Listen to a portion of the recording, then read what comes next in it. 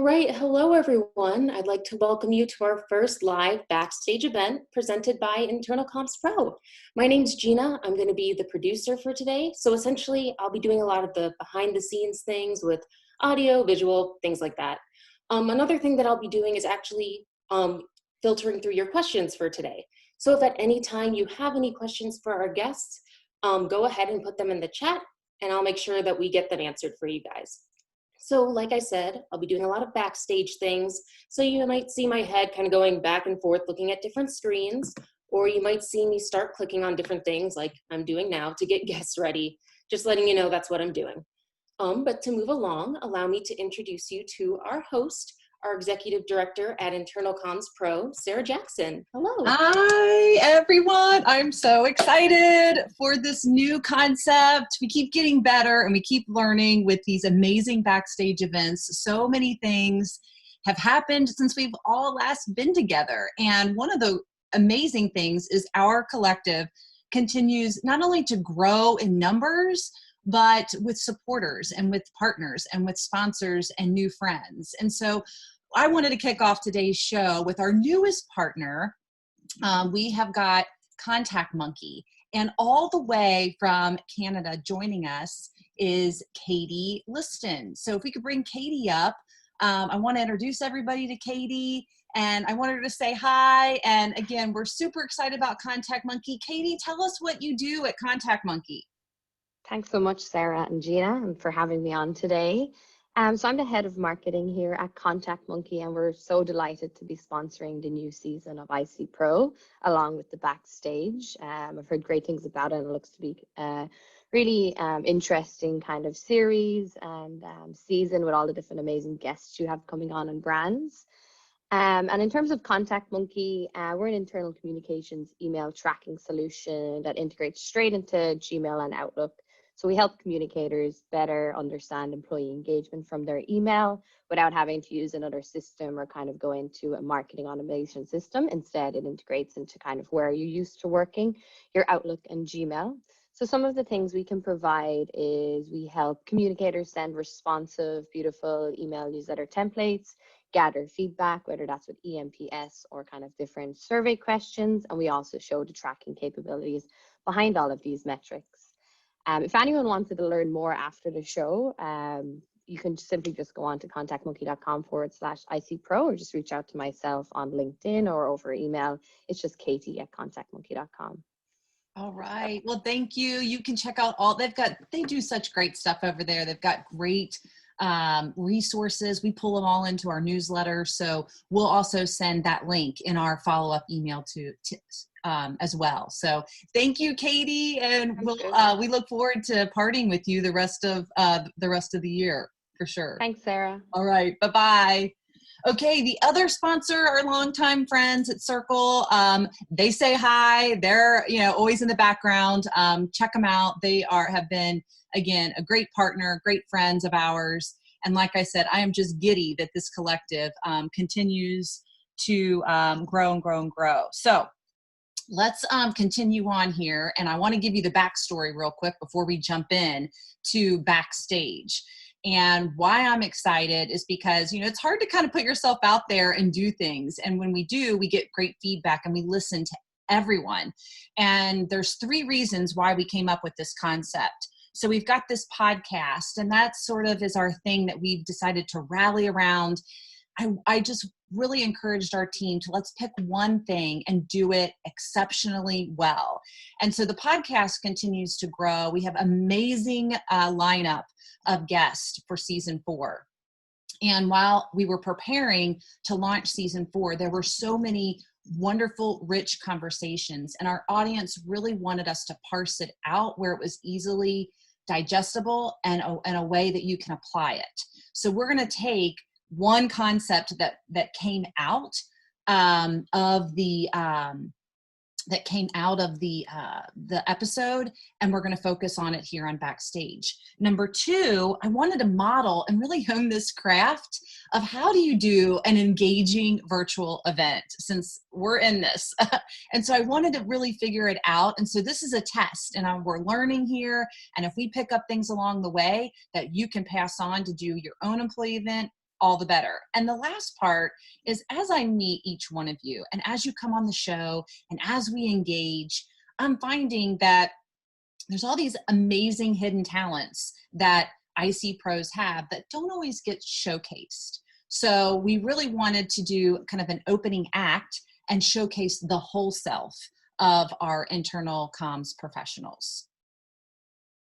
So with that, Gina, keep us going and on track here. Absolutely. I had to remember to unmute myself. But to keep this going, allow me to introduce our opening act. So, oh my goodness, I am so sorry. My controls suddenly just switched on me. There we go. So I'd like to introduce our opening act. So everyone, please put your hands together for Managing Director of Communications at ATB Financial, Calvin Seaman. And you can hear me all right? We can. All right. Maybe you will wish you can't, but we'll try this.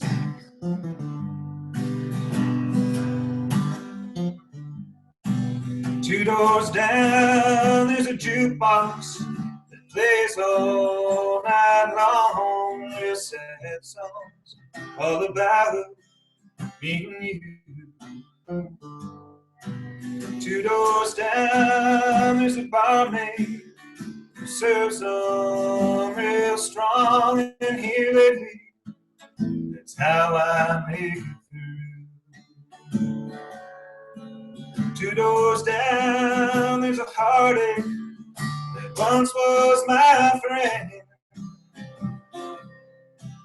2 doors down, there's a memory that will never end.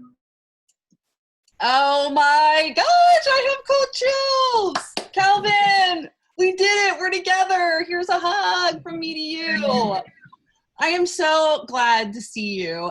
That was amazing. And this is the first Backstage event, the first opening act, and that was amazing. I can't thank you enough for being so open to share your whole self with us. Thanks.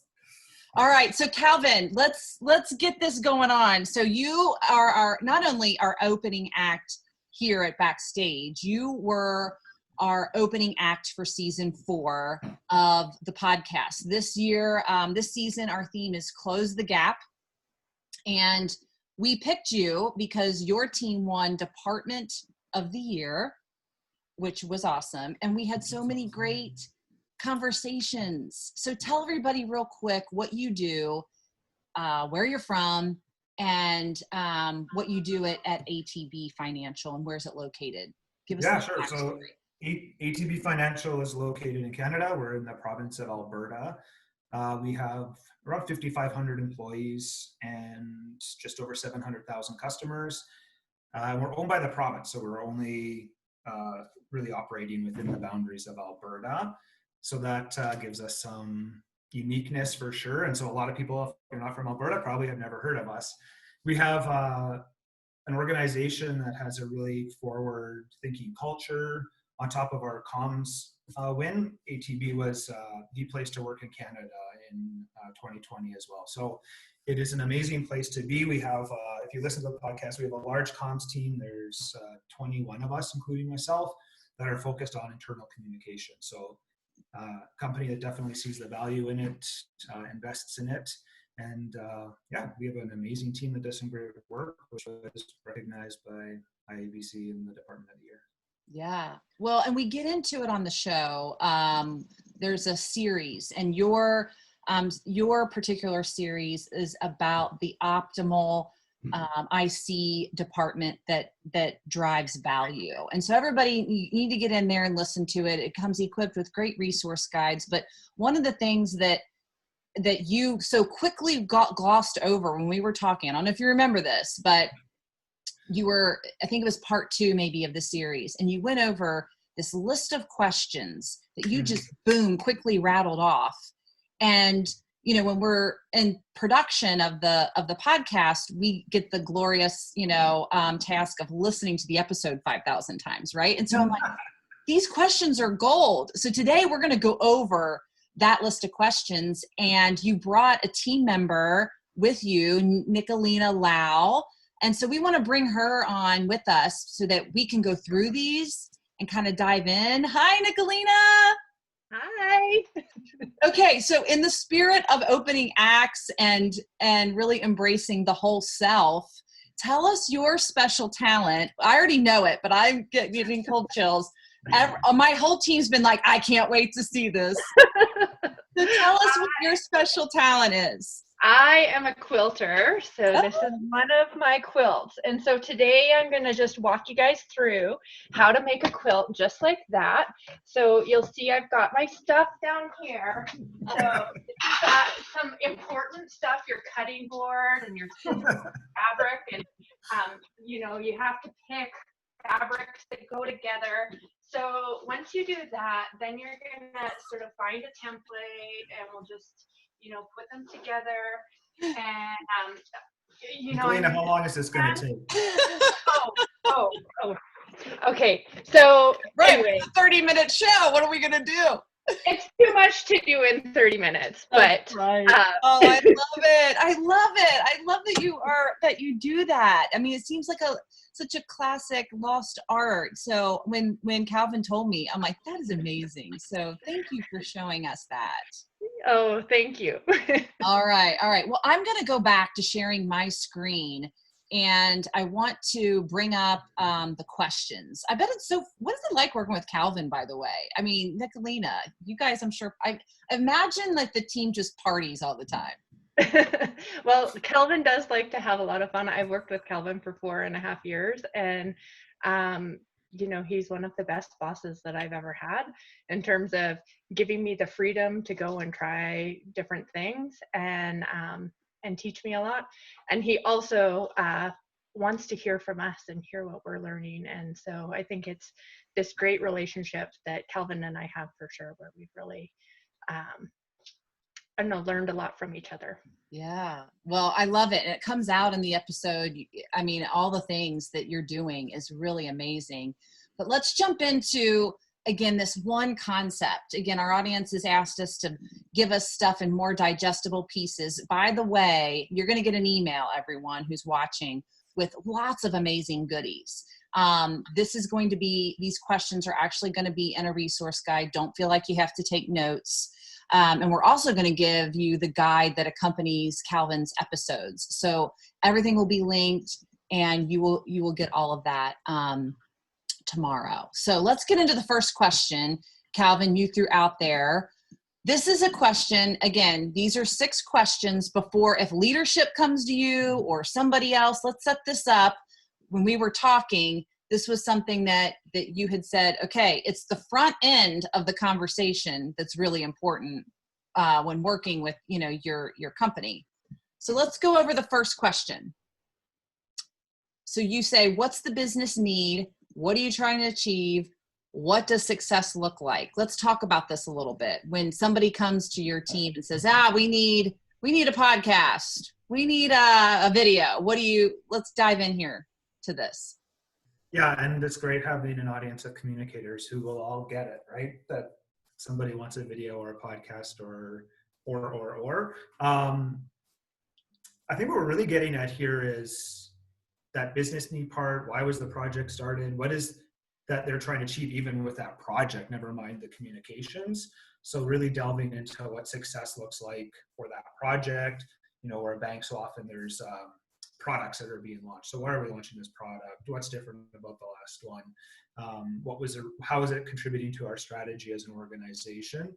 And really bringing us back up. They've been on that journey for months, probably years sometimes, and we're just getting on it, right? So they're at the tail end wanting to communicate something, and we have to kind of bring them back to the start so we can understand what we're trying to achieve, which isn't a podcast, right? It might be the medium at the end of the day, but it's really not. Success isn't launching the podcast. It's something bigger than that. Yeah. Nekolina, did you have anything you wanted to add here? Yeah, and I think to build on what Calvin is saying about connecting it to the strategy, it's also understanding like the research behind why we got there, so that as communicators, we start to understand why we're moving ahead, and we can communicate that to our audience, our team members. In that case, is why are we doing this? Why is this important for you to know this now? And without understanding that piece, it's really hard for us to deliver something meaningful or to make sure that we have the right key messages. And so without having this, everything else stems from there, right? So. Yeah.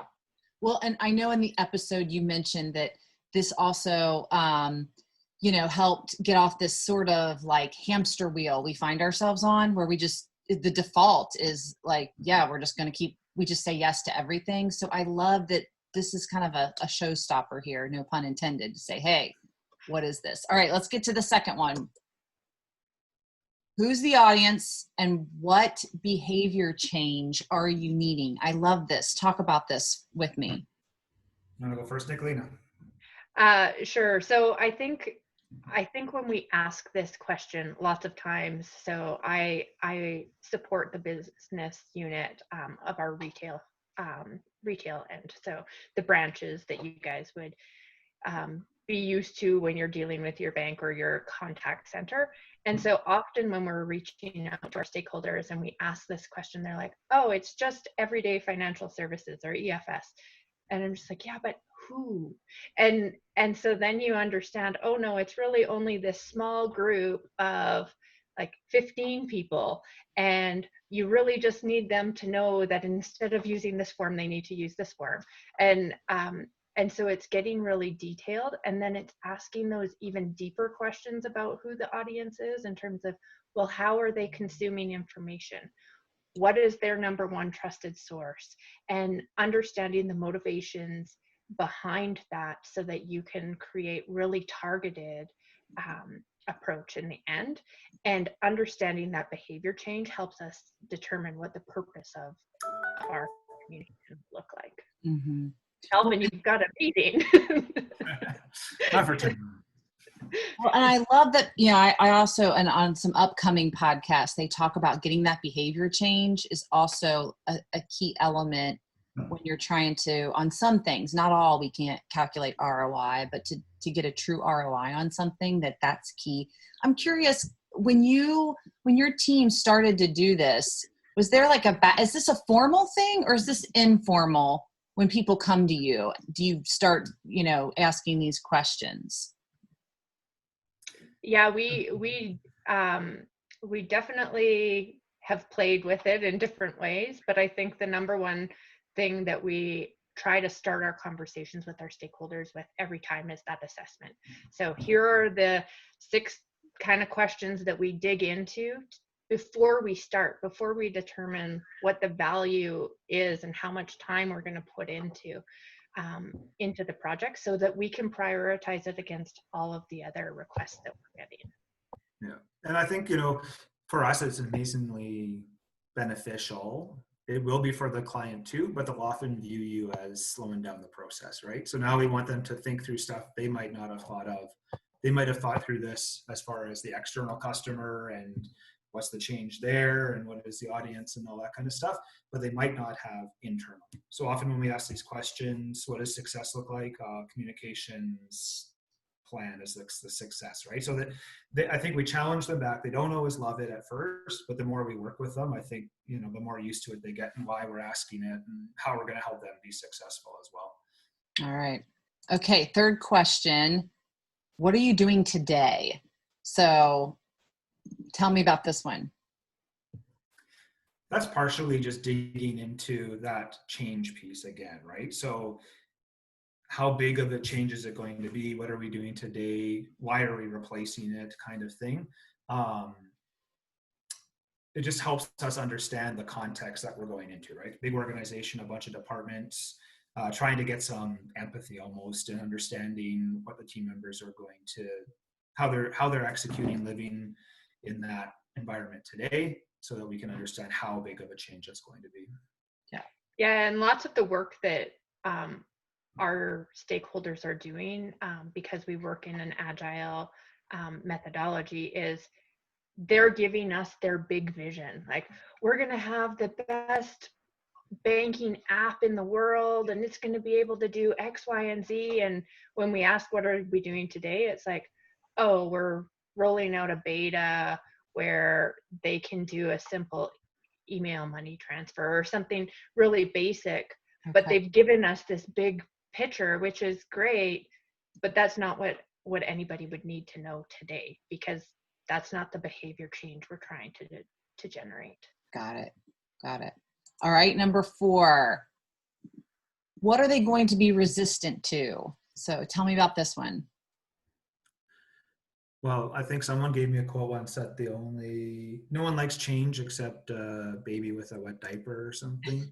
And so I think we're trying to get magnitude on this one, especially, right? So it could be something that is an old process. It's been 10 years. They're super familiar with it, and they love it. And we're asking them really to shift. Or it could be, it's been a 10-year process that's been really clunky. They don't like it. They're not going to be resistant to it, right? So again, if we can proactively answer the questions we think they're going to have, like, yeah, but why this or why that? And I liked it this way. And what about that? If we can answer those proactively, is what I think we're digging into on this one. Yeah, and I think to build on that, often when we ask these questions, we're asking them of a project team or a project owner. Mm-hmm. We then go and ask the same questions to the business subject matter expert, so the person who's sort of representing the end user, or we go and ask the end users themselves, like, here's what's happening, where will the resistance be? And often there's conflict between what the project team thinks that we're going to deliver, or where people are going to be resistant, and what the body, like the end stakeholder, is going, how they answer the same questions. And so then part of our job is to translate that and say, okay, where's the truth in all of these perspectives that we can pull out to drive a really strong communication plan and approach in the end. Nice. Okay. Number 5. What is the impact and how big is the change that people will feel? So kind of like, what we talked about, but when you ask this, tell me a little bit more. Let's dive in a little bit more, especially when there's 2 competing ideas. I want to talk about this because it really, I think, shines a light on what makes the pro part of an internal communicator, that now you're this leader facilitator playing this role. Talk about that. Yeah, like I think this question, particularly where they're not on the same page, is really about facilitating that conversation and making sure that they understand, like, okay, what is the truth here? This is what we're hearing. And an example, I was working on a project, and the project team said, this is the best thing, like, our customers have been asking for this. It's gonna change the way our clients see us and interact with us on a day-to-day basis. And then when I went to our stakeholder, he was like, this is table stakes, and the fact that we don't offer it is causing customers to leave. Mm-hmm. And if you go out and tell our team members that this is the best thing since sliced bread, they're going to laugh. They're going to laugh in your face. They're going to become cynical, and this is going back to understanding who the audience is. They're never going to have that conversation with their customer, and they don't even want to start that conversation because you're overselling it. And so we had to go and sort of level set so that the project team understood, this is what we're hearing from our audience. This is what you're saying. So yes, while this is important and foundational, we're not going to sell it as the best thing. And so it helps to level set everybody so that then we're not killing dreams that this isn't the best thing. Yeah. And it helps us scope it too. Go ahead, Calvin. Minutes, but like if this is the only project you work on and it is your career too, like, it's a big deal, right? And so I can get that. It'd be the same when we're doing a specific communications thing. Like, we want everyone to know about it. It's big. I've spent 2 years working on it. I think it helps us scope it too. Everything relative in that sense. And I know I talk in the podcast that even though we have a large team, we still have more requests than we can handle at any given time, right? So we have to prioritize and we have to scope it. And so this helps us scope it too. And so those kind of the answers you're hearing from Nekolina would be what we're saying, but also how much we're saying it. And is it, an article or two, or is it a big, huge project of behavior change and reinforcements and ongoing? Yeah. Got it. And then the last one, how are we going to measure? Yeah, we're all about measurement right now. And this goes back into, I would say, how we got Department of the Year, and we got to give a shout out to Nekolina, who did a bunch of the coaching on the Gold Quill submissions and won an award of excellence, and actually the best of the best for her category. But you need to be able to measure whether you've been successful, right? And that helps us go back to the client to tell them, and it helps us evolve our practices and to say, these things are really working, these ones aren't, why, what should we kind of replicate? And we're really big on outcome measurements versus outputs, right? So a lot of people want to know how many clicks their article got, and that's great. But if it's super high clicks and the behavior still didn't change, or really high clicks and they still didn't take the action we wanted them to, then so what? I can write really great clickbait article headings. The 5 ways to get someone to read your article, and you won't believe what number 2 is, and we'll get lots of great clicks, right? But how do we know they've actually done something with it? And so we can help get some of those numbers with the client when we're working on that project for sure. We're trying to think of ones where we can have them more systemic across projects. So a basic understanding and awareness and where to find information would be some of those ones we're trying to drive to that we could ask every project. And then there's very specific ones. So much more important to us than clicks and outputs is outcomes and measuring that behavior change. Well, and again, I know we're wrapping up and I want to make sure we end on time, but that's a good point and a good segue into you dive into all of that and what you guys measure and how you do it. And we've got this great resource guide about really breaking down that series so that people can see how you structure your department, how all these things fit together. There's a reason why you have 21 people, and have grown it and have become, Department of the Year. So I encourage people to go check out the podcast, part 1, part 2. Calvin, Nekolina, this was just a great opening show. I can't thank you enough for your time. And with that, we'll toss it back on over to Gina, our producer, to give us some final announcements. Yep. So thank you all, especially for staying with us as we're cutting it close on time. Again, this was our first episode of the series, and we really hope that you enjoyed it. Again, at the beginning, we had our opening act. And honestly, we'd love to see a few more. So if you, as an internal communicator, you or someone else has a talent that you would like to share on the show, we'd love to see it. In our follow-up email, we'll send more information about how to do that, but consider looking into that. And then finally, if you want to join us for our next show, it's not next Monday, but it'll be the Monday after on September 14th, once again at 1 p.m. We hope to see you there, but thank you so much for coming. Thanks, Calvin and Nekolina. Thanks, everyone, for coming.